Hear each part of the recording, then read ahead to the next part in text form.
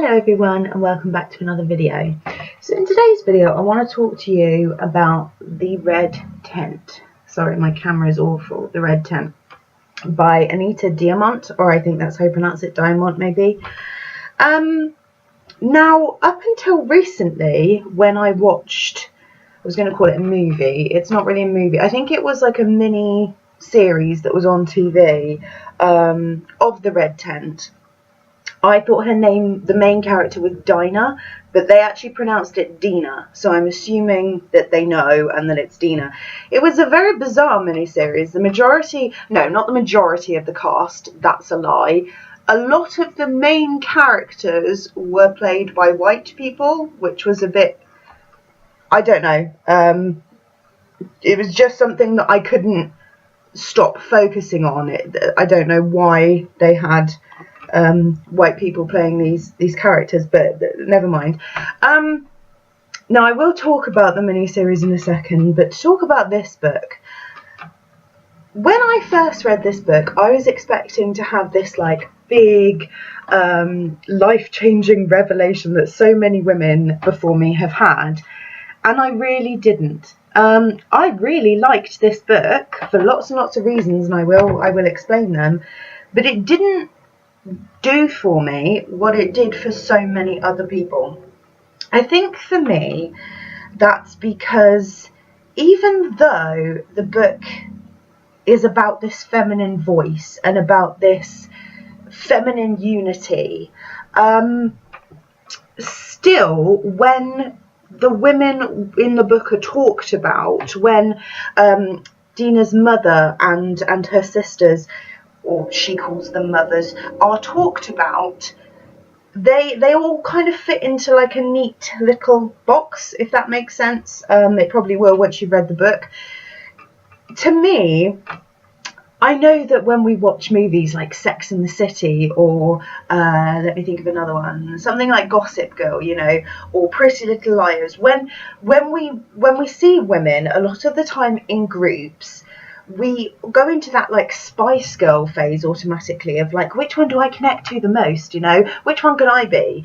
And I felt like the characters of the mothers of the women were kind of a bit like that. They had to be different, and I feel like if this were true, I mean obviously this story is based on the family of Jacob, so from the Bible. So you have the sons of Jacob.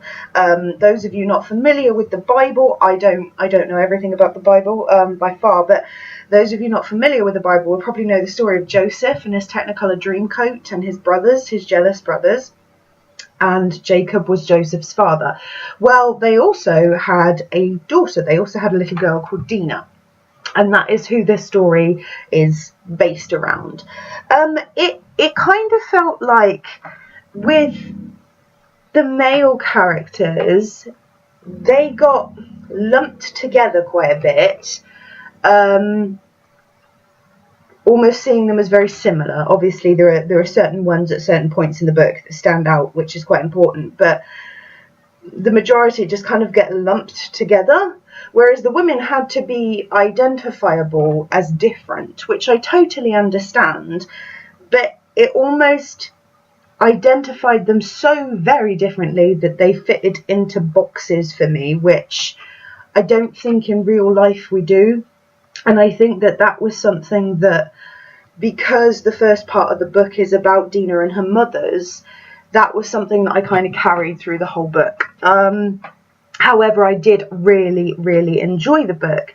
Now, I watched the mini-series recently, and I'm glad I read the book beforehand, because even though the series, I think it was 2 parts, even though the series was good and it was entertaining, and I would recommend it, there isn't actually that much mentioned or seen about the Red Tent in the film.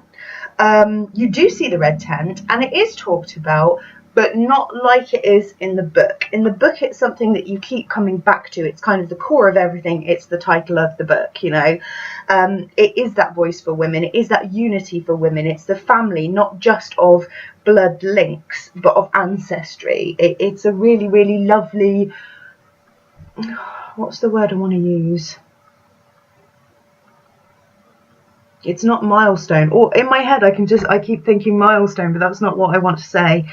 It's just really, it's a really nice reference to bring back to, because you have this build up that explains it all, and so when it's mentioned, you kind of know how to feel. In the movie or miniseries, that doesn't happen. You see the red tent, and you see it very, very close to the beginning, and you see it throughout the movie, but it's glimpses. I feel like I got a lot more about what the red tent actually is from the book as opposed to the movie. In the movie, it kind of looks like the red tent is somewhere that women go to defy their husbands and God, and also somewhere that they go to kind of gossip about people. Whereas that's not the case at all, you know. It's that place of a woman's voice. It's that place of women's mysteries, of blood mysteries. It's the place of living and dying. It's where babies are born. And it's something very sacred and very special. And in the miniseries, it didn't come across in quite the same way as it does in the book. Sorry that I've just noticed that I'm doing that. I'm referring to the miniseries more than I'm referring to the book. I do apologise. Book. I don't feel like this book was a disappointment at all, in a sense of the story. I really enjoyed the story, but because I was kind of expecting to have this like moment with this book, maybe that's why I didn't have it. But also, like I said, there were just some things in the book that I couldn't unknow, if that makes sense. I was, because the first, hang on a second, right, so part 1 is called My Mother's Stories, and she refers to them as her mothers because she has one biological mother, but then the 3 sisters of her biological mother are also married to Jacob. I won't go into the details. He's actually madly in love with Rachel, marries Leah, or Leah, is that her name? I think it's Leah. Leah was her mother. And then he is madly in love with Rachel. And then there are 2, I believe, mixed race siblings from the mother's father, that he also has as wives. So Jacob ends up with 4 wives and has many boys. So you know the story of Joseph and his Technicolor Dreamcoat and his brothers. I think it was 7 brothers. And then Joseph was the prized one because he was Rachel's baby. And then there's Dina, and the story, as I said, revolves around Dina. Now, trying to find, sorry, hang on, bear with me just a moment. So, is that where it stops?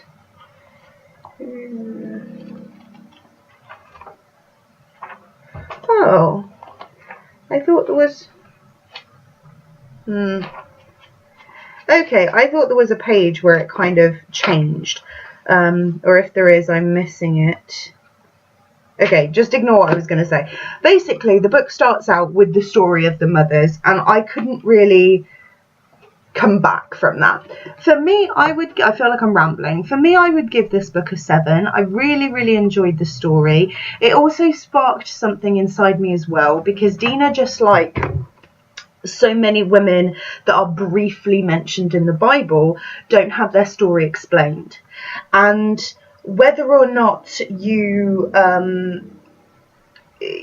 take on some of the female stories, such as this one, to be purely fiction or not, I mean, obviously we know that certain things would not have been exactly the same in the culture at this time. We know that this is a fiction book, but some of the things certainly I would imagine were this way.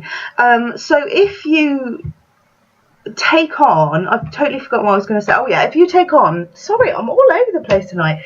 If you take on that in mind, I find it quite interesting. It makes me think about all of the other women that were briefly mentioned in the Bible, to actually think about their stories, and how exciting and filled their stories must have been as well. I say exciting in terms of stories like fiction and entertainment, but obviously for real people, not so nice, especially if you're a woman.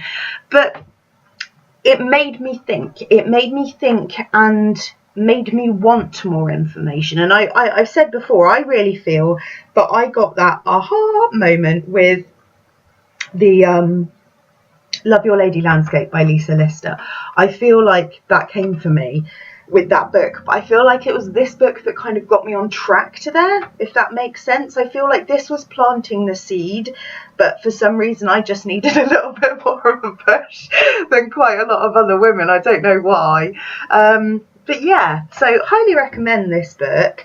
Even if you find this channel and you're thinking, oh, witchy books, this isn't a witchy book as such. This is a female mysteries book. It's a spiritual book, and I would highly recommend it. A lot of the time I don't read fiction books, not because I have anything against them. I just personally prefer to read non-fiction.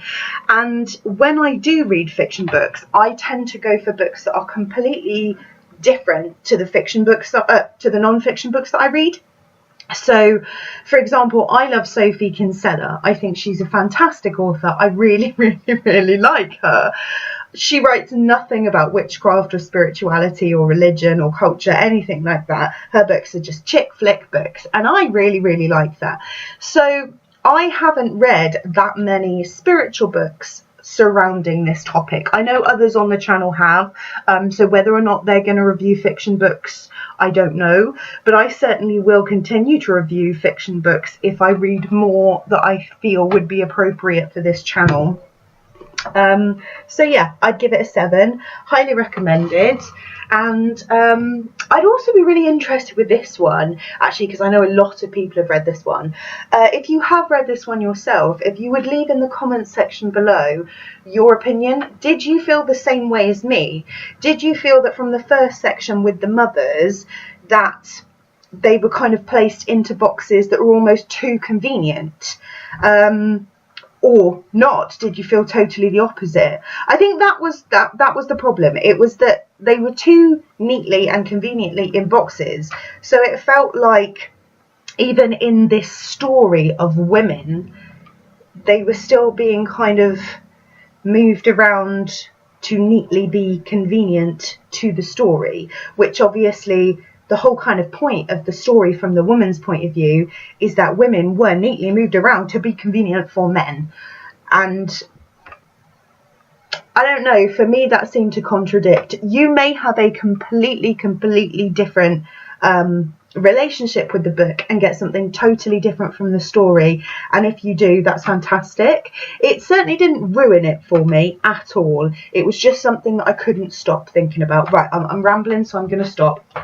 I hope you enjoyed this, and I will speak to you guys in a video soon. Bye!